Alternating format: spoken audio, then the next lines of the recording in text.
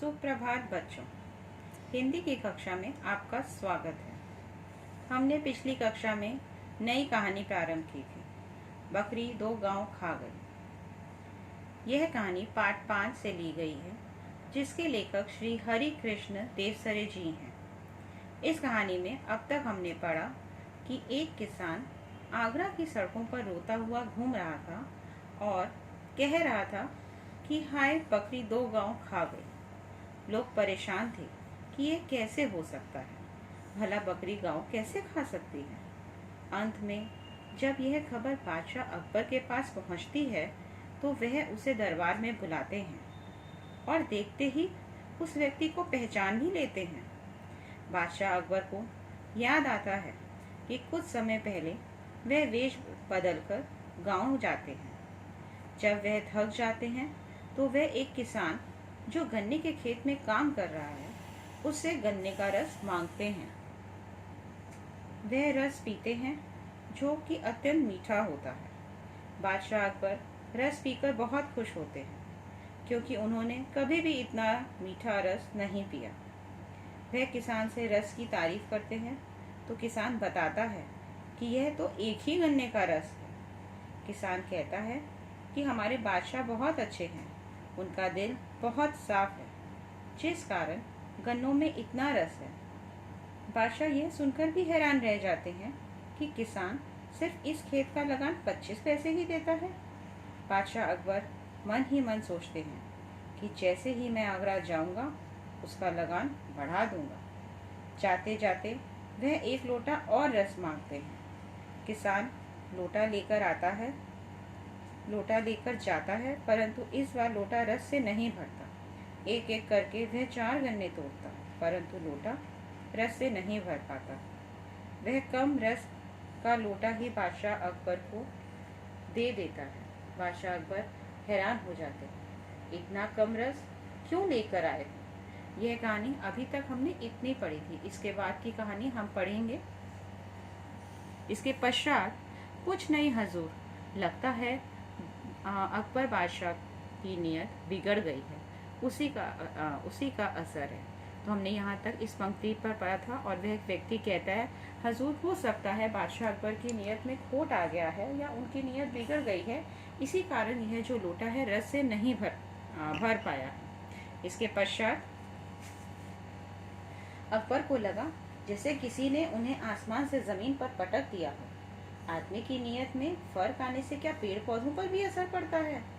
उन्हें लगा जैसे वह मामूली किसान एक बादशाह को इंसानियत का पाठ पढ़ा रहा है।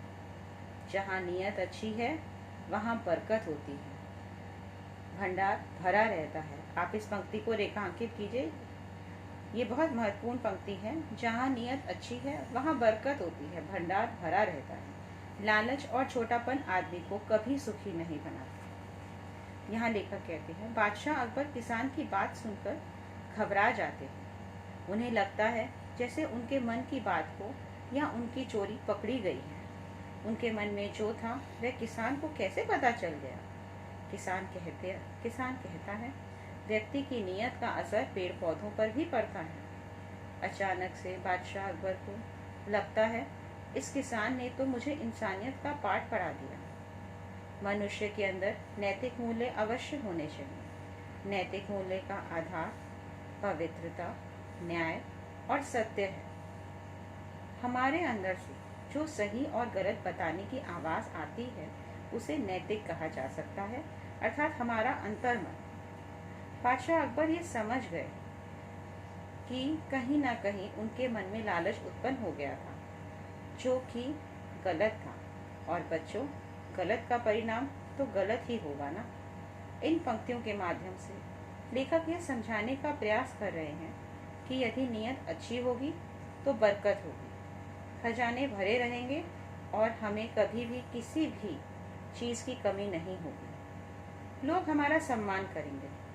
यानी कि अगर आप किसी के साथ अच्छा व्यवहार करेंगे तो आपके साथ सदैव अच्छा होगा और बुरे का परिणाम बुरा ही होगा।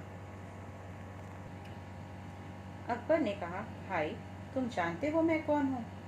किसान संशय पूर्वक बादशाह की ओर देखने लगा। अब बादशाह अकबर ने कहा, किसान से, भाई क्या तुम मुझे जानते हो? किसान ने संदेह से बादशाह की ओर देखा तो बादशाह अकबर कहते हैं कि मैं बादशाह अकबर हूँ। किसान ने घबरा कर पूछा, मैंने कोई गलत बात तो नहीं कह दी? और किसान अब घबरा जाता है क्योंकि वह अपने बादशाह के बारे में बात कर रहा था। वह घबरा जाता है। वह कह उठता है, क्या मैंने आपसे कुछ गलत बात तो नहीं कह दी? नहीं, तुमने मुझे वह बात सिखाई है जो बड़े बड़े विद्वान गुरु भी अपने शासकों को नहीं सिखा पाते। आज से तुम्हारे खेत का लगान बिल्कुल माफ किया। जाओ, इस बार लोटा भरकर रस ले आओ।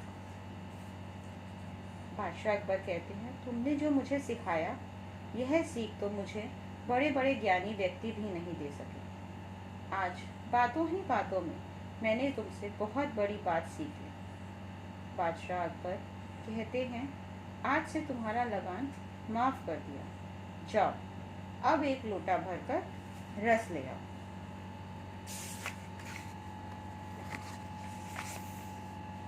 किसान फिर से खेत में गया। इस बार फिर से एक ही गन्ने का रस से लोटा भर गया। वह खुश होकर दौड़ा आया। उसने लोटा आगे बढ़ा लिया। अकबर ने रस पिया, फिर पीपल का एक पत्ता उठाकर बोले, अब हम इस पर तुम्हें 2 गांव देने का हुक्म लिख रहे हैं। यानी कि वह इस बार जब लोटा लेकर गन्ने का रस लेने के लिए जाता है तो एक ही गन्ने के रस से लोटा भर जाता है और उसे महसूस होता है कि अब बादशाह अकबर की नीयत जो है वो ठीक है, इसलिए लोटा जो है वो एक ही गन्ने के रस से भर गया। और इसी बात पर खुश होकर बादशाह अकबर उसे कहते हैं, जाओ एक पीपल का पत्ता ले आओ। और उस पत्ते पर वह अपना हुक्म लिख देते हैं 2 गांव देने का। बादशाह अकबर आगे कहते हैं, कल आगरा आना और पक्का कागज लिखवा लेना। तुम्हारे खाने पीने का इंतजाम इन गांव की आमदनी से हो जाएगा। यानी बादशाह अकबर प्रसन्न होकर उसे 2 गांव देने का हुक्म लिखते हैं ताकि उसकी जो आमदनी है उसे इतनी मेहनत ना करनी पड़े। उन गांव की आमदनी से वह अपना गुजारा कर सकेगा, अपने खाने पीने का इंतजाम कर पाएगा। पक्का कागज वहां न होने के कारण वह पीपल के पत्ते में अपना हुक्म लिख देता है। किसान ने पीपल का पत्ता रख लिया। अकबर चले गए। बादशाह अकबर अब चले जाते हैं और किसान वहां पर पीपल का पत्ता एक तरफ रख देता है। किसान काम में लग गया। वह पीपल का पत्ता रख देता है और भूल जाते हैं। कुछ देर बाद वह पत्ते की बात भूल गया। किसान की बकरी आई और उस पत्ते को खा गई। और वहां पर किसान की बकरी आती है, पत्ता देखती है और वह पत्ते को खा लेती है। जब किसान को उस पत्ते की याद आई तो उसने देखा कि पत्ता तो अपनी जगह पर नहीं है। वह रोने चिल्लाने लगा। अब भला उससे बादशाह कैसे पहचानेंगे? उस पत्ते को देखे बिना गांव कैसे देंगे? वह जोर जोर से रोता चिल्लाता आगरा पहुंचा। हाय बकरी, 2 गांव खा गए। और इस कारण से वह आगरा की सड़कों पर रोता हुआ किसान घूम रहा था कि बकरी 2 गांव खा गई, क्योंकि उस पत्ते पर हुक्म लिखा हुआ था। बकरी द्वारा 2 गांव खाने का किस्सा सुनकर अकबर बादशाह किसान के भोलेपन पर बहुत हंसे। और बादशाह अकबर इस किस्से को सुनकर बहुत हंसे क्योंकि वे समझ गए कि यह व्यक्ति कितना भोला है और कितना ही साधारण है। उन्होंने फिर उसे 2 गांव देने का हुक्म लिख कर दिया और जाते जाते सावधान किया, इस बार इन गांवों को बकरी से बचाना। और वह हंसते हंसते कहते हैं उस व्यक्ति से कि इस बार अपने गांव को बकरी से बचा लेना। और वह उसके ऊपर उसका मजाक करते हुए, उसके साथ हंसते हुए ये इस बात को कहते हैं। सारा ही दरबार कहकर उससे गूंज उठा और सारा दरबार हंसने लगता है, कहकर उसे गूंज उठता है। तो बच्चों, इस कहानी के माध्यम से यह सीख मिलती है कि मनुष्य को कभी भी लालच नहीं करना चाहिए। छोटी सोच या किसी के प्रति गलत भावना रखने से भी दूसरों का तो नहीं परंतु स्वयं हमारा नुकसान होता है। हम जीवन में सुख चाहते हैं तो दूसरों के साथ हमेशा ऐसा व्यवहार करो जैसा हम अपने लिए चाहते हैं। अर्थात हमें हमेशा दूसरों की भलाई ही सोचनी चाहिए, तो हम भी खुश रहेंगे। तो मैं समझती हूँ बच्चों, आपको ये कहानी समझ आ गई होगी। तो ये कहानी आपको समझ आ गई है। कोई भी आपको प्रश्न हो तो आप मुझसे पूछ सकते हैं। अगली कक्षा में हम इसके प्रश्न उत्तर करेंगे। कुछ प्रश्न उत्तर मैंने आपको कराए हैं, कुछ प्रश्न उत्तर हम अगली कक्षा में करेंगे। तब तक आप शब्दार्थ करेंगे और जो जो प्रश्नों के उत्तर आप जानते हैं वे स्वयं से लिखने का प्रयास करेंगे, और अगली कक्षा में जो आप नहीं कर पाएंगे वो मैं आपको समझाऊंगी। आज हमारी कक्षा यहीं समाप्त होती है। धन्यवाद।